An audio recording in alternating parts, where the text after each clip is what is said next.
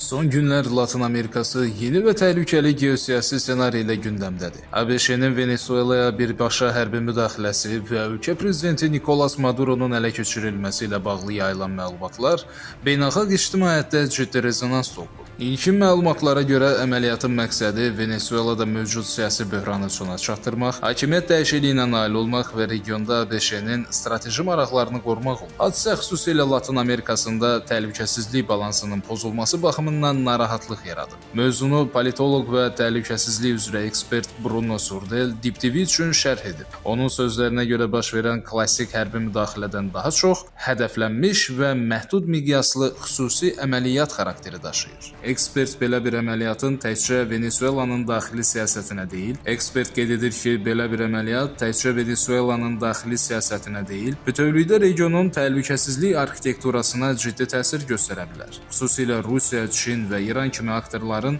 Venezueladakı maraqları fonunda vəziyyətin daha da mürəkkəbləşəcəyi istisna edilmir. Hazırda Karakasda vəziyyət gərgin olaraq qalır. Beynəlxalq ictimaiyyət hazırda vəziyyəti böyük bir sükunət içərisində izləyir. Yaxın Şərq başda olmaqla müxtəlif ölkələrin liderləri isə hazırda bütün diqqətini Trampa yönəldib. Trampın ağzından çıxan bir mesaj onların siyasi karyeralarının sonu ola bilər. American intervention in Venezuela and capturing of İlk olaraq təbii ki, Cənubi Amerikaya. 19-cu əsrdə formalaşmış Monroe doktrinası bugün yenidən aktuallaşmış South America, və müəyyən dərəcədə Prezident Trump tərəfindən modernləşdirilərək ABŞ-nin təsir dairəsinə uyğunlaşdırılmışdır. Bugün dünyada Çin də daxil olmaqla heç bir ölkə və heç bir millət istisna deyil. Prezident Trumpın Venezuelada atdığı son addımlar Çinə açıq mesajdır. Çin Cənubi Amerikadan geri çəkilməlidir. Bu eyni zamanda Rusiyaya da verilən mesajdır. Yəni ABŞ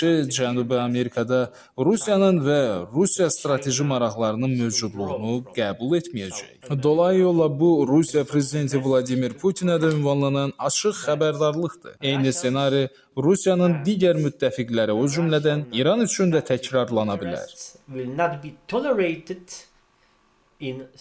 Bu baxımdan düşünürəm ki, hazırda İran prezidenti və ali rəhbəri artıq aydın şəkildə anlayırlar ki, növbəti hədəf onlar ola bilər.